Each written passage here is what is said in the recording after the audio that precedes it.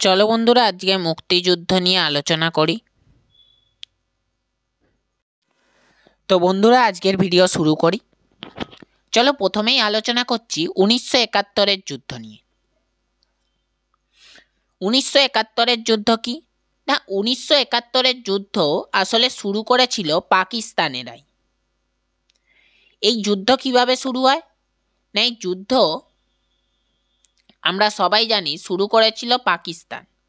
প্রথমে আমরা যাচ্ছি 1947 সালে, যখন পাকিস্তান ভাগ হয়ে একটা পূর্ব পাকিস্তান যেটা আজকের বাংলাদেশ, একটা পশ্চিম পাকিস্তান যেটা আজকের পাকিস্তান নামে পরিচিত, দুটো অংশে বিভক্ত হয়ে যায়।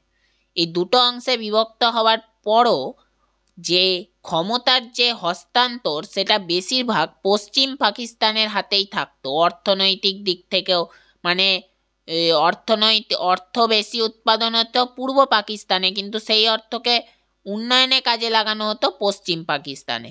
তো এরমভাবেই দিনের পর দিন চলতে থাকে। এরপর মুজিবুর রহমান আওয়ামী লীগ গঠন করেন।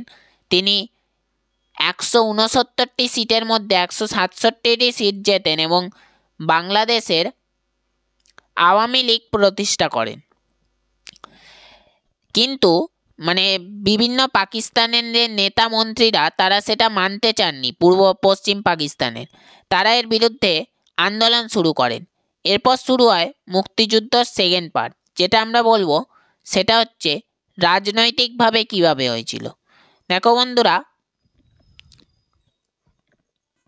হ্যাঁ, তো এরপর বাংলাদেশের বাহিনী আর ইন্ডিয়ার বাহিনী মিলে মুক্তি বাহিনী গঠন করে এবং পাকিস্তান যে অপারেশন সার্চলাইট চালু করে গণহত্যা মতো মানুষ মারতে থাকে, রাত বিরতে মানুষকে মেরে দেওয়া, গুলি মেরে দেওয়া, মহিলাদের উপর অত্যাচার করা, এইসবকে বন্ধ করার জন্য ভারত আর বাংলাদেশের যে যৌথ বাহিনী মুক্তি বাহিনী তারা এদেরকে পরাজিত করে এবং এভাবেই স্বাধীন বাংলাদেশের রাষ্ট্র রচিত হয়।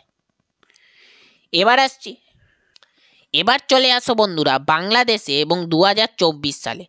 বাংলাদেশে আমরা দেখতে পাচ্ছি ছাত্র আন্দোলন হয়েছিল। এই ছাত্র আন্দোলনটা হলো কিভাবে না, সবার কি মনে হচ্ছে এই ছাত্রদের এত ক্ষমতা যে এরা একটা সরকার পতন করিয়ে দিল? না বন্ধুরা, এটা আসলে হয়নি।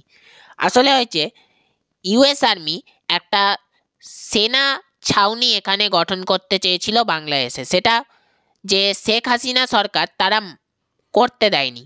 তাই ইউনিসের হাত ধরে সারা বাংলাদেশের জনতাকে যা তাদের কন্ট্রোলে ছিল ইউনিসের, তাদেরকে হাতে করে তাদেরকে দিয়ে একটা প্রোটেস্ট চালনা করে এবং পরে এতে সাধারণ মানুষও যোগ দিয়ে দেয়। ফলে বাংলাদেশের যারা সেনাবাহিনী ছিল তারা এর বিরুদ্ধে পেরে ওঠেন এবং বাংলাদেশকে হারতে হয়। বাংলাদেশের আজকে পেঁয়াজের দাম জানো 80 টাকা ছিল আগে, এখন 120 টাকা হয়ে যাচ্ছে।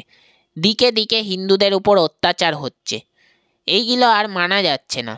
দিকে দিকে হিন্দুদের উপর অত্যাচার হচ্ছে। এই ইউনিসের উপরে আসলে বাইডেনের হাত ছিল, তাই সে এত কিছু করতে পেরেছে, নালে সে কখনোই এত কিছু করতে পারত না বন্ধুরা।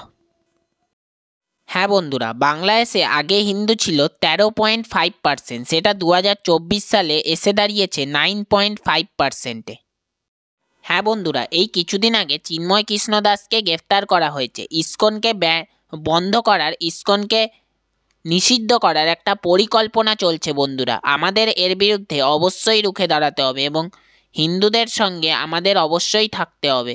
ভারত যাতে এই হিন্দুদের সাহায্য করে তাই কামনা করি বন্ধুরা। চলো, আজকের ভিডিও এই পর্যন্তই। তোমাদের ভালো লাগলে সাবস্ক্রাইব করে দাও আর লাইক করে দিও।